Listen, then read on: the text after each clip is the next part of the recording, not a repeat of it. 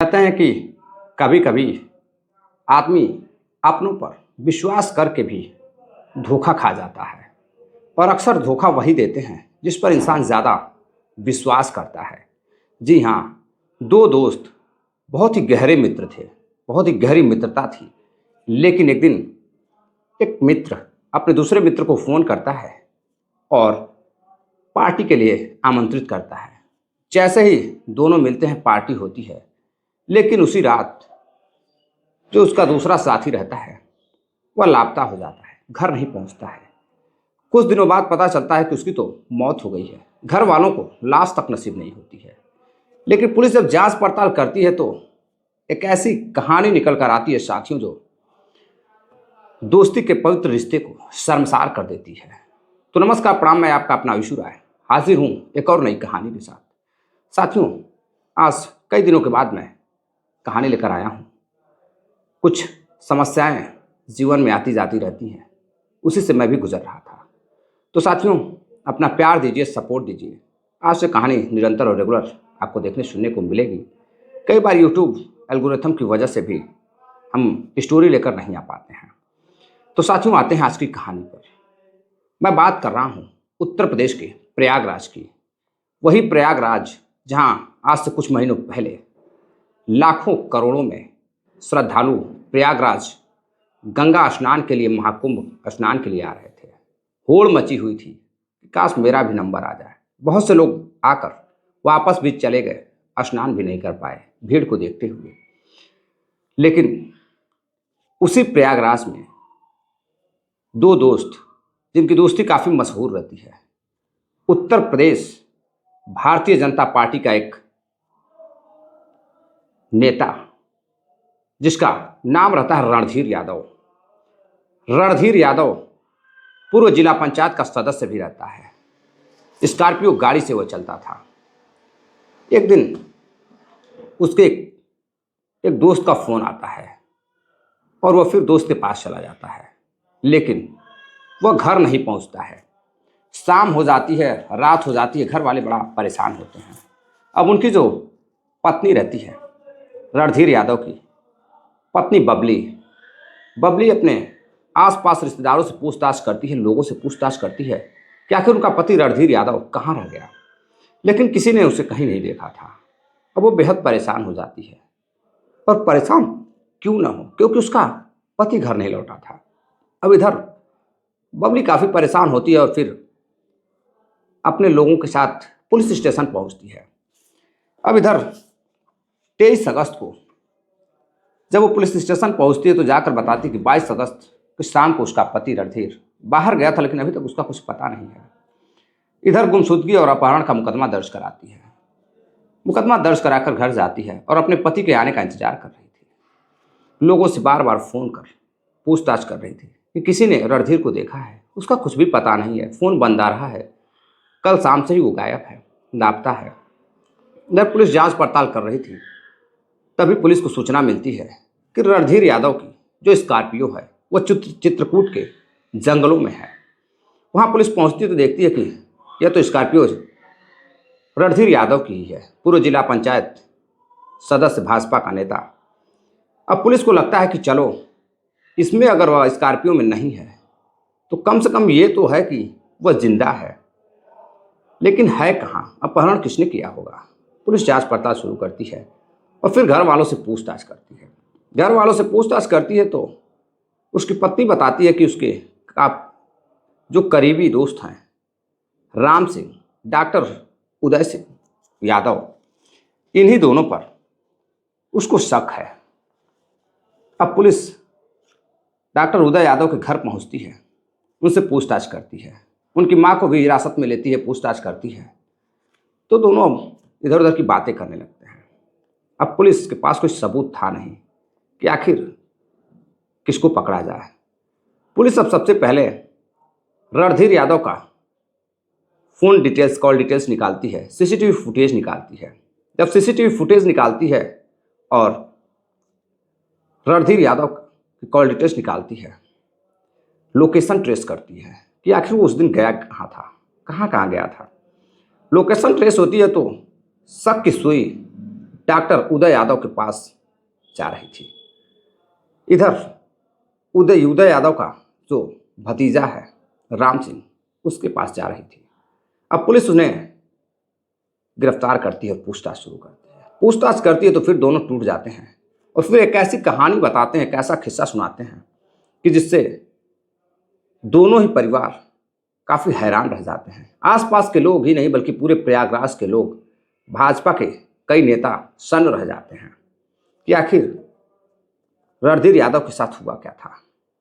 साथियों, 22 अगस्त की शाम को रणधीर यादव अपने घर से निकलता है और फिर एक ढाबे पर जैसे ही पहुंचता है, वहां देखता है कि राम सिंह, उदय यादव और उसका नौकर सुजीत वहां मौजूद थे।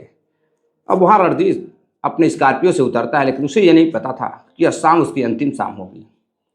वह वहां पहुंचता है और लोगों के साथ पार्टी करता है, ढाबे पर शराब की पार्टी करता है और फिर वहां से उदय राम सिंह और उसका नौकर लेकर उसे कुछ दूर जाते हैं उसी के गाड़ी से, और फिर कुछ दूर जैसे ही पहुंचते हैं शाम हो जाती है। शाम हो जाती है। इधर रणधीर यादव का गला दबाकर तीनों ही मौत के घाट उतार देते हैं। मौत के घाट उतारने के बाद अब पुलिस से बचना था। उदय यादव और इधर राम सिंह, नौकर सुजीत मिलकर प्लान बनाते हैं। प्लान के तहत चित्रकूट के जंगलों में ले जाकर उसकी स्कॉर्पियो को फेंक देते हैं। सबसे हैरानी की बात थी कि प्रयागराज से चित्रकूट के बीच पुलिस ने उस स्कॉर्पियो को चेक भी नहीं किया और इधर वो आराम से, आसानी से अपने घर चले आते हैं। लेकिन सिर्फ स्कॉर्पियो बरामद होती है। रणधीर यादव कहाँ गया, इसका किसी को कुछ पता नहीं था। पुलिस तलाश कर रही थी। तभी 23 अगस्त को जब शिकायत दर्ज कराई जाती है रणधीर यादव की बीवी के द्वारा, तभी शाम को पता चलता है कि अगले दिन कि एक जगह लगती है पूरा मुफ्ती रेलवे ट्रैक प्रयागराज के पास, वहां पर एक लाश बरामद हुई है। पुलिस छानबीन करती है लेकिन कहीं कुछ पता नहीं चलता है। रेलवे ट्रैक के पास पहुंचती है तो जो लाश बरामद होती है, जो शव बरामद होता है, उसकी पहचान नहीं हो पा रही थी। बुरी तरह से उसके 8 टुकड़े हो चुके थे। चारों तरफ उसके बॉडी के टुकड़े छत थे। शायद रात में उसे फेंका गया था और उसके ऊपर ट्रेन आने जाने से उसके कई टुकड़े हो गए थे। सब के कई टुकड़े हो चुके थे। पुलिस इधर उधर पता करती है। पहले तो कुछ पता नहीं चलता है। इधर रणधीर यादव की छानबीन हो रही थी। अब पुलिस उसे अपने तरीके से, नियम कानून से उसका 72 घंटों के अंदर ही अंतिम संस्कार कर देती है।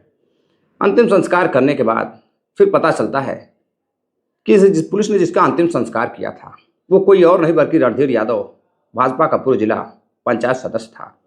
इधर घर वालों को सूचना दे दी जाती है। घर वाले का रो रो कर बुरा हाल हो जाता है। पत्नी का रो रो कर बुरा हाल हो जाता है। इधर पुलिस जांच पड़ताल जब करती है, सीसीटीवी फुटेज और कॉल डिटेल्स निकालती है, तो राम सिंह और उदय यादव पकड़े जाते हैं। लेकिन कत्ल क्यों किया गया, अब ये जानने वाली बात थी। सवाल यही था सभी के मन में कि आखिर दोनों काफ़ी अच्छे दोस्त थे, रणधीर यादव और उदय, डॉक्टर उदय। तो फिर उदय ने रणधीर यादव को क्यों मारा, ऐसी कौन सी बात थी। दरअसल साथियों, इधर धीरे धीरे जो रणधीर यादव था, उदय यादव के घर अक्सर आता जाता था। उधर नज़दीकियाँ इतनी बढ़ती गई कि उदय यादव की जो पत्नी थी अंजलि, उससे काफ़ी नज़दीकियाँ बढ़ चुकी थी रणधीर यादव की। ऐसा उदय यादव, डॉक्टर उदय यादव को लगता था। अंजलि और दोनों के बीच काफ़ी नज़दीकियाँ थी। समय बीतता गया। फिर 11 जुलाई को अपमानजनक स्थिति में अंजलि की मौत हो जाती है। इधर परिवार दाह संस्कार करता है, रणधीर भी शामिल होता है। लेकिन उदय को शक रहता है कि कहीं इस मौत का जो कारण है, उसके पत्नी के मौत का जो कारण है, इसके पीछे रणधीर यादव का ही हाथ है। रणधीर यादव के दबाव में या फिर रणधीर यादव के प्यार में उसने अपने मौत को गले लगाया है।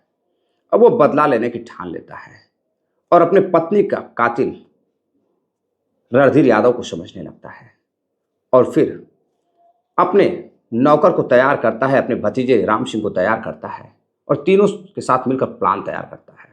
प्लान तैयार कर ढाबे पर रणधीर यादव को बुलाता है। वहां रणधीर यादव पहुंचता है, स्कॉर्पियो से चमचमाती हुई स्कॉर्पियो से उतरता है और फिर पार्टी करता है। पार्टी करने के बाद शराब पीता है और उसके बाद कुछ ही दूर जाने के बाद तीनों ने मिलकर उसका गला फोड़ दिया और उसकी बॉडी को रेलवे ट्रैक पर फेंक दिया और गाड़ी को ले जा करके चित्रकूट के जंगलों में फेंक दिया ताकि किसी को पता ना चले कि आखिर वो गया कहाँ। लोगों को लगे कि वो कहीं गायब हो गया है या फिर उसने आत्महत्या कर ली है।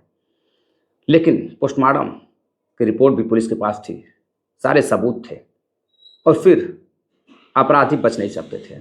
पुलिस उदय को और राम सिंह को तो गिरफ्तार कर लेती है, लेकिन उसमें से एक दो अपराधी जो उसके साथ अपराध में लिप्त थे वो फरार हो जाते हैं। इधर पुलिस छानबीन कर ही रही थी कि फिर दोनों पकड़े भी जाते हैं।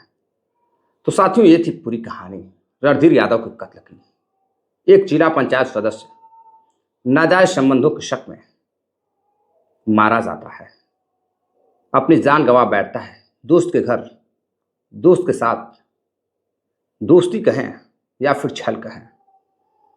कहते हैं बुरे काम का बुरा नतीजा होता है, ना मानो तो करके देखो। तो साथियों, ये थी पूरी कहानी। इस घटनाक्रम को सुनाने का उद्देश्य आपको जागरूक करना है, किसी को हैरान करना या परेशान करना नहीं है, बल्कि आप सभी को सतर्क करना है। अपना प्यार दीजिए, अपना सपोर्ट दीजिए, कहानी को ज़्यादा से ज़्यादा शेयर करिए ताकि ज़्यादा से ज़्यादा लोग इस कहानी को सुन सकें और जल्द से जल्द 1 लाख सब्सक्राइबर आप सभी साथी मिलकर पूरा करवाने में मदद करेंगे, ऐसे मैं आशा करता हूँ। नमस्कार, जय हिंद।